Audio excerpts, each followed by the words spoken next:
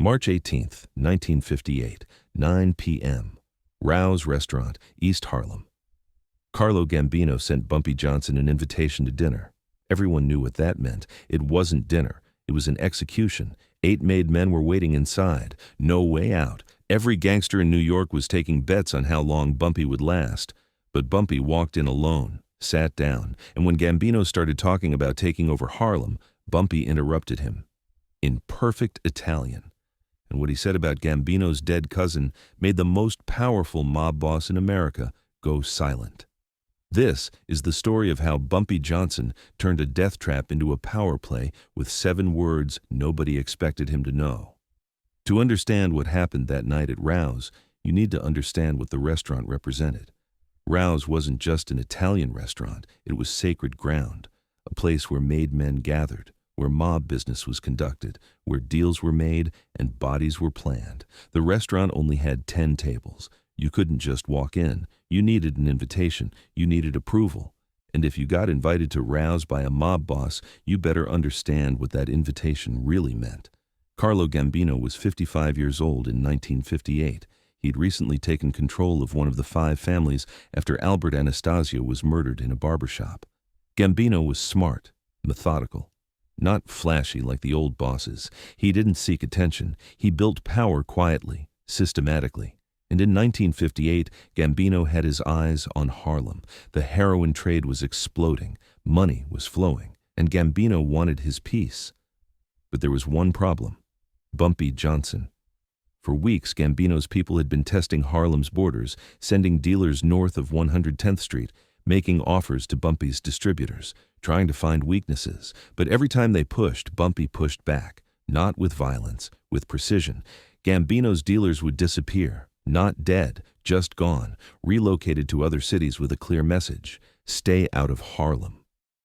Gambino was frustrated. He'd tried diplomacy, sent emissaries, offered partnerships. Bumpy had refused everything. The Italian families didn't understand. Bumpy was one man. They were an organization. They had hundreds of soldiers, thousands of associates. They had judges, politicians, and police on their payroll. How could one man in Harlem keep saying no? So Gambino decided to stop asking. It was time to tell. March 15th, 1958, 3 days before the dinner. Gambino called a meeting with his captains at his social club in Brooklyn. The topic was simple. The Harlem problem. Gentlemen, Gambino said, his voice quiet but firm. We've been patient with Bumpy Johnson. We've been respectful. But respect has limits. It's time to resolve this situation permanently. The captains nodded. They'd been waiting for this order. One of them, Vincent the Chin Gigante, leaned forward. You want him hit? Yes, Gambino said, but not on the street. Too messy, too public. We do this clean. Gambino lit a cigarette. I'm going to invite him to dinner at Rouse. He'll come because he thinks it's a negotiation. But once he's inside, we finish it. We make it look like natural causes. Heart attack. He's 53 years old. Nobody will question it. The plan was set. 8 men would be at the restaurant, all armed, all loyal. Gambino would sit down with Bumpy, have a conversation, order food, and at the right moment, one of the men would spike Bumpy's drink with enough poison to stop his heart in minutes. Clean, quiet, untraceable. The invitation was delivered to Bumpy on March 16th, a handwritten note from Carlo Gambino himself. Mr. Johnson, I would be honored if you would join me for dinner at Rouse on March 18th at 9 p.m. We have much to discuss about our shared interests. Rispetto, Carlo Gambino. Bumpy read the note, smiled slightly. His assistant, Illinois Gordon, was standing nearby. They're going to kill you. Probably, Bumpy said. You going anyway? Bumpy folded the note carefully. Of course, Illinois shook his head. You got a death wish? No, Bumpy said. I've got a plan. What Gambino didn't know was that Bumpy Johnson had been studying Italian for 15 years. Not casually, seriously. He'd hired a tutor in 1943, an old Italian professor from Columbia University who needed money during the war. Bumpy had studied 3 times a week, grammar, vocabulary, idioms, regional dialects. He'd become fluent, but he'd never told anyone, never used it in public. Never let anyone in the mob know he understood every word they said around him. For 15 years, Bumpy had sat in meetings with Italian mobsters. Let them speak Italian in front of him. Let them think he didn't understand. Let them reveal information they thought was safe. He'd learned about their operations, their weaknesses, their internal conflicts, all because they believed he couldn't understand their language. It was the perfect intelligence operation, and Bumpy had been waiting for the right moment to reveal it. March 18th, 8:45 p.m. Bumpy arrived at Rouse in a cab. He was wearing a navy blue suit, no bodyguards, no weapons visible. He walked up to the restaurant's unmarked door and knocked. The door opened. A large man in a black suit looked him up and down. "Mr. Johnson?" "Yes," he gestured inside. "They're waiting." The restaurant was small, intimate, red and white checkered tablecloths, pictures of Italian saints on the walls, the smell of garlic and tomato sauce, and sitting at a corner table in the back were 8 men, all of them watching Bumpy as he walked in. Carlo Gambino stood up, extended his hand. "Mr. Johnson, thank you for coming." Bumpy shook his hand. "Mr. Gambino, I appreciate the invitation." They sat down. Gambino gestured to the men around the table. "These are my associates. We wanted to have a family conversation about business." Bumpy looked around the table slowly, counted 8 men, looked back at Gambino. "All these men for one conversation. I'm honored." Gambino smiled. "It's not every day we have such an important guest." A waiter appeared, older Italian man. He placed menus in front of them. Gambino didn't look at the menu. "Let me order for both of us. The veal here is excellent, and the branzino, very fresh." Before Bumpy could respond, Gambino continued in Italian, addressing the waiter and his men simultaneously. "He doesn't understand what we're saying. Watch him carefully. When I give the signal, Vincenzo will add the medicine to his wine. Make sure he drinks it all." The men nodded. They were speaking freely now, confident. One of them, a young soldier named Paulie, laughed. "Look at him, sitting here like he doesn't know he's already dead." Another one, Vincenzo, patted his jacket pocket where a small vial was hidden. "This stuff works fast. 5 minutes and he'll be clutching his chest. We'll call an ambulance. Heart attack. Sad story." Gambino turned back to Bumpy, smiled, switched back to English. "So, Mr. Johnson, let's talk about Harlem." That's when Bumpy spoke, in Italian, perfect, fluent, with a slight Sicilian accent that made the entire table freeze. "Prima di parlare di affari ordiniamo. Io prendo il vitello, tu prendi il pesce, come l'ultima cena di tuo cugino Salvatore." Translation: "Before we talk business, let's order. I'll have the veal, you have the fish, like your cousin Salvatore's last meal." The silence was absolute. Gambino's smile vanished. The color drained from his face. The 8 men around the table went rigid. Hands moved toward jackets, toward weapons, but nobody pulled anything, because they were too shocked. Bumpy Johnson spoke Italian, fluently, and he just referenced something nobody outside the Gambino family should know. Salvatore Gambino, Carlo's cousin. He'd been murdered 6 months ago, November 1957, a power play within the family. Salvatore had been trying to take control from Carlo. It had ended badly. Salvatore was found in a warehouse in Red Hook with 2 bullets in his head. But before he died, he'd had one last meal, delivered by the men who killed him as a sign of respect. Veal and fish. The exact meal Bumpy had just referenced. "How do you know about Salvatore?" Gambino's voice was quiet. Dangerous. Bumpy switched back to English, kept his tone conversational. "I know a lot of things, Carlo. I know you ordered the hit on your own cousin. I know who pulled the trigger. I know where the body was kept for 3 days before you dumped it. I know the FBI still hasn't figured it out, but I have." One of the men, Vincenzo, stood up, gun half drawn. "This is a setup. He's wearing a wire."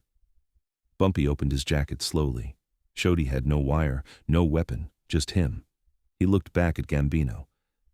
"I've been listening to you for 15 years, Carlo. Every meeting where you thought I didn't understand. Every conversation you had in Italian thinking you were safe. I heard everything, I understood everything, and I remembered everything." Gambino's jaw tightened. "Why didn't you use this information before?" "Because I didn't need to," Bumpy said. "You stayed out of Harlem. We had an understanding, but now you're trying to move in. Now you're trying to kill me. So now I'm reminding you why that's a mistake." He gestured at the men around the table. "Tell them to put their guns away. We're going to have an actual conversation." Gambino held up his hand. His men slowly backed down, sat back in their chairs, but they were tense, ready. Gambino stared at Bumpy. "What do you want?" "The same thing I've always wanted," Bumpy said. "Respect. Harlem stays mine. You stay south of 110th Street. And we both keep making money." He leaned forward. "But here's what's different now. You tried to kill me tonight. That changes things." Bumpy reached into his pocket. Every gun in the room came back out. But Bumpy pulled out a small envelope, placed it on the table. "Inside this envelope is everything I know about Salvatore's murder: names, dates, locations, witness statements. If anything happens to me, this goes to the FBI. Your cousin's murder becomes a federal case. Your family tears itself apart." He pushed the envelope toward Gambino. "Or you take this envelope, keep it as insurance, and we go back to our arrangement. Your choice." Gambino picked up the envelope, opened it. Inside were photographs, documents, transcripts of conversations, all in Italian, all damning. He looked up at Bumpy. "This is how you've survived. Information." "Exactly," Bumpy said. "You think power comes from guns and soldiers? But real power comes from knowing what people don't want you to know. I've been collecting information on every family for 20 years. You're not the only one I have files on." One of Gambino's captains, an older man named Petey, spoke up. "Boss, we can't let him leave here. He knows too much." Gambino held up his hand. "No, he's right. If we kill him, those files go public. We destroy ourselves trying to destroy him." He looked at Bumpy with something that might have been respect. "You set this up. The language, the information, all of it. You've been preparing for this moment for years." 15 years, Bumpy corrected. "Since the first time I sat across from Lucky Luciano and realized you all thought I was just another street thug who couldn't understand your sophisticated Italian conversations. I let you believe that, and I used it." Gambino set the envelope down. "What happens now?" "Now," Bumpy said, standing up, "you and I continue our arrangement. You don't come to Harlem. I don't go to your territories. We respect boundaries. We respect the game. And most importantly, you never underestimate me again." He buttoned his jacket. "Oh, and Carlo? I'll pass on dinner. I've lost my appetite." He walked toward the door, turned back. "But do enjoy the veal. I hear it's excellent." Bumpy Johnson walked out of Rouse at 9:23 p.m. He'd been inside for 23 minutes. He'd turned a death trap into a negotiation. He'd revealed a secret weapon 15 years in the making, and he'd walked out with his life and his territory intact. The 8 men inside sat in silence. Finally, Gambino spoke. "He's the smartest man I've ever met." Petey shook his head. "Boss, how did we not know he spoke Italian?" "Because he didn't want us to know," Gambino said. "That's the difference between us and him. We use our advantages immediately. He waits, he plans, he uses information at exactly the right moment." Vincenzo put the vial of poison back in his pocket. "What do? We do exactly what he said," Gambino replied. "We stay out of Harlem. We respect the boundaries, because Bumpy Johnson just proved he's been 3 steps ahead of us for 15 years. And men like that, you don't fight, you respect." For the next 10 years, the Gambino family never sent another dealer into Harlem, never made another move on Bumpy's territory. The story of what happened at Rouse spread through the underworld like wildfire. Bumpy Johnson speaks Italian. Bumpy Johnson has files on everyone. Bumpy Johnson is untouchable. Years later, in 1976, a journalist asked Carlo Gambino about Bumpy Johnson. Gambino was dying by then. Cancer. He had nothing to lose. The journalist asked, "Did you ever try to kill Bumpy Johnson?" Gambino smiled weakly. "Once. At Rouse. Worst mistake I almost made," the journalist pressed. "What stopped you?" Gambino closed his eyes. 7 words in Italian that I didn't think he could speak. "He taught me that the most dangerous weapon isn't the one people see. It's the one they don't know you have." That's the genius of Bumpy Johnson. He didn't fight power with power. He didn't meet violence with violence. He spent 15 years learning a language, building files, collecting information. And when the moment came, when 8 men with guns surrounded him in a restaurant designed to be his tomb, he pulled out the one weapon they never expected: knowledge, preparation, and the patience to wait 15 years to use it. If this story shows you what real intelligence looks like, subscribe. Drop a like if you understand that the best weapon is the one nobody knows you have. Share this with someone who needs to learn that preparation beats strength every time. And in the comments, tell me, what secret skill would you spend 15 years developing? More legendary stories coming next. Don't miss them.